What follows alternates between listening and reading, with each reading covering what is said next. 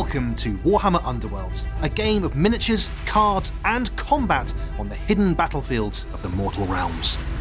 In this video, we'll teach you how to get started using the Warhammer Underworlds Emberguard box set. So grab your miniatures, cards, and dice, and get ready to delve into the gloomy mines deep beneath the smouldering ruins of the once great city of Emberguard.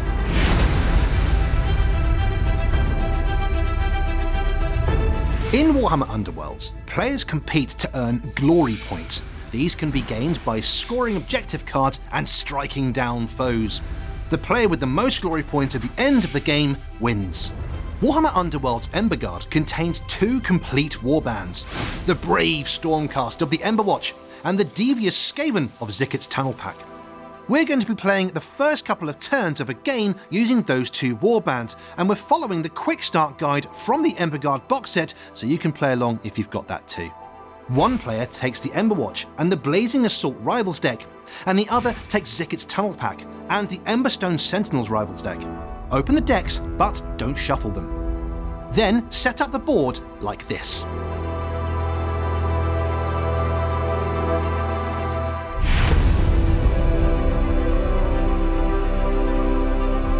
Each warband has a unique War Scroll card containing information about their abilities and playstyle. Each fighter in the warband has its own fighter card that shows their rune mark, which is used to identify which abilities they can use and their characteristics. These are on the left-hand side of the card, and they are: Move, how many hexes they can move in any direction. Save, what you need to roll to block enemy attacks. Health, the number of damage tokens they can take before being eliminated from the game. And Bounty, the number of glory points your opponent will earn by eliminating this fighter. At the bottom of the card are their weapon characteristics, which we'll go through later. Fighter cards are double-sided, with the grey side showing their uninspired characteristics, and the gold side representing how these change when the fighter becomes inspired. We're going to skip over this in the quick start playthrough, but there are more details about inspiring your fighters so they can become even more formidable in the rulebook. Unless the rules specify, all fighters start the game uninspired.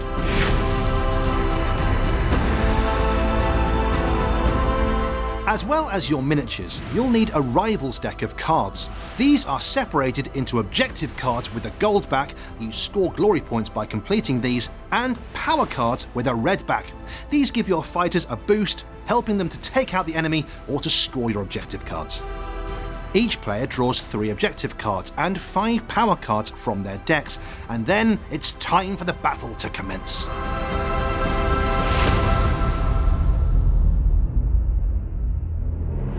Flip a turn token over to begin your turn and activate Ardorn Flamerunner, the brash leader of the Emberwatch, who is going to charge. There are many abilities to choose from, but charge is the most common, as it means your fighter can move and attack.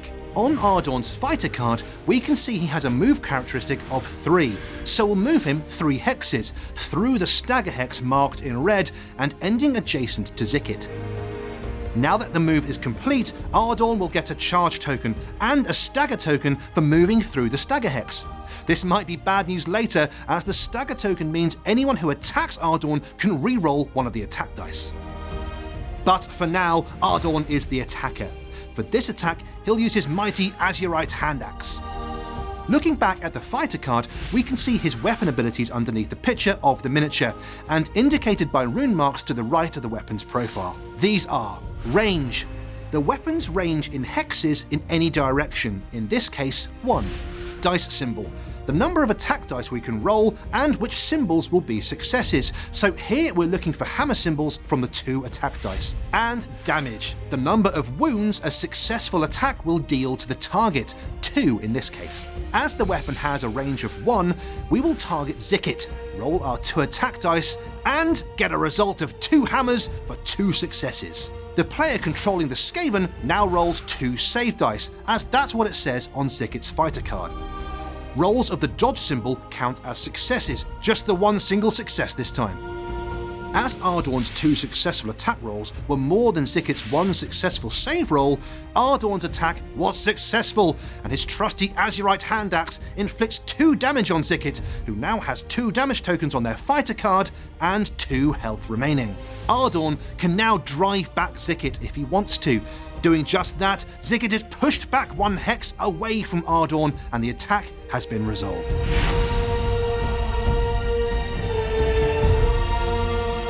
In the Power Step, players can play power cards from their hand. As it is their turn, the Emberwatch get to go first.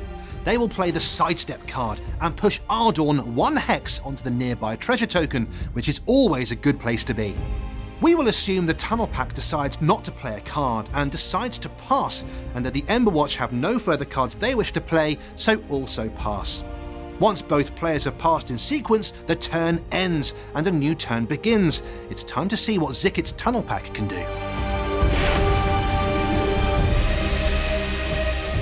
Now it's the turn of Xikit Roknor and his vile Skaven Tunnel Pack. Xikit wants to get his revenge on the Stormcast leader, so he too will declare a charge. Looking at Xikit's fighter card, you can see that he has a range 2 attack action, so he can strike from afar and relative safety. As part of his charge, he'll move to this hex here, 2 hexes away from Ardorn, and strike out at the Stormcast Eternal, perhaps even driving him back off that treasure token. So we roll 2 attack dice and we're looking for hammers. Ah, rats! They've both missed! Fortunately, since Ardorn is staggered, we get to re-roll 1 of the dice. Yes, a success. But the defense roll is also a success, so the brave warrior of Sigmar is unharmed.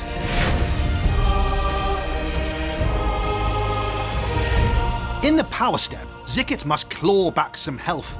Using Healing Potion, we remove 1 of these damage tokens. That's given you a taste of how to start your first game of Warhammer Underworlds. Now read through the Playing the Game section of the rulebook on pages 12 to 19 and play out the rest of the battle round. Once you're confident with the game, there are scores of warbands to choose from and loads of Rivals decks to try them out with. Find the combo that matches your preferred playstyle and get ready to rule the mines under Emberguard.